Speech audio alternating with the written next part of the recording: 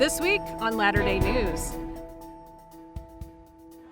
There are some big differences both mentally and physically. I mean, I'm like 5 inches taller and just like more of a strong, and like I've just matured. Member and pro soccer player Olivia Moultrie is making history. Our belief in divine inspiration gives a unique responsibility to uphold and defend the United States Constitution. And later, President Oaks takes home a distinguished award. But first, the headlines. Ayton spaces him, he drives a baseline to his left, and on the pickup, he just moves him back. Church members Elijah Bryant and Sam Merrill advance to the NBA Finals with the Bucks. They have a chance to join the elite company of just 4 other members who won NBA championships like Danny Ainge and Mark Madsen. Don't miss the Hill Cumorah devotional and pageant broadcast July 9th at 6 p.m. on the church website. The devotional with Elder Christofferson will stream for 2 weeks with the pageant, and then it will be added to the gospel library, but without the devotional portion. Moultrie has been training, and she wants to get out there. Church member Olivia Moultrie signs with the Portland Thorns of the National Women's Soccer League. At just 15, she makes history as the youngest player ever in the NWSL. And then, get this, 5 missionaries from the same family get mission calls on the same exact day. The Failer family from San Antonio will send their quintuplets to California, Texas, Arizona, Hawaii, and Utah. Bienvenido siempre Chile. Gracias. President Nelson shared his gratitude on social media that all operating temples were open in some phase of COVID restrictions. Currently, all 160 operating temples are open in some form.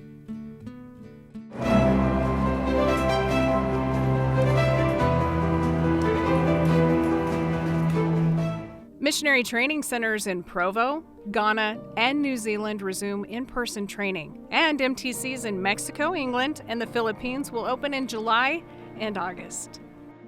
Often, the most significant revelation that I get is really to help me in a calling to help somebody else. The latest Hear Him video features Apostle Elder Cook. You can hear Elder Cook talk about how he receives revelation on the church YouTube channel.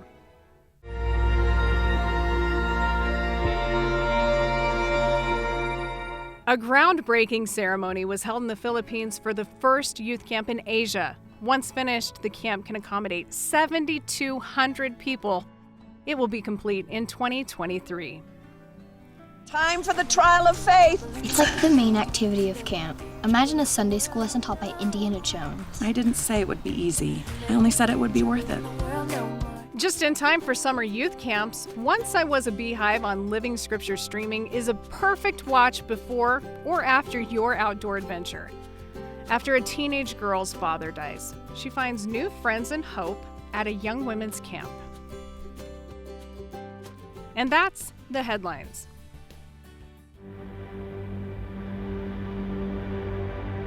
The United States Constitution is the oldest written constitution still in force today.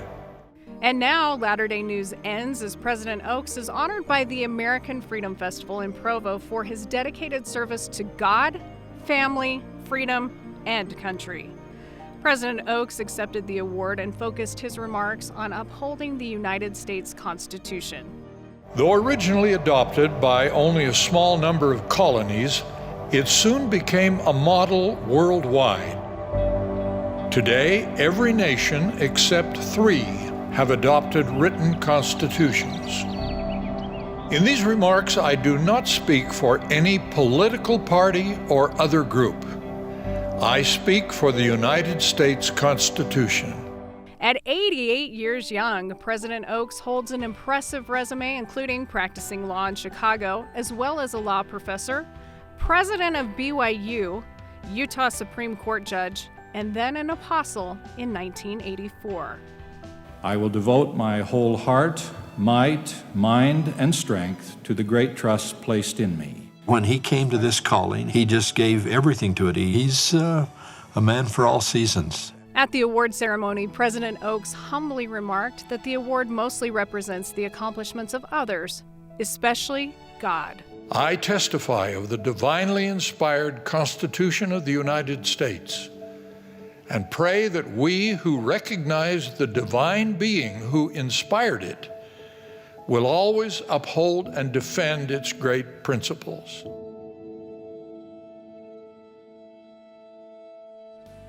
Next week on LatterDay News, what is the annual Parley P. Pratt Freedom Run?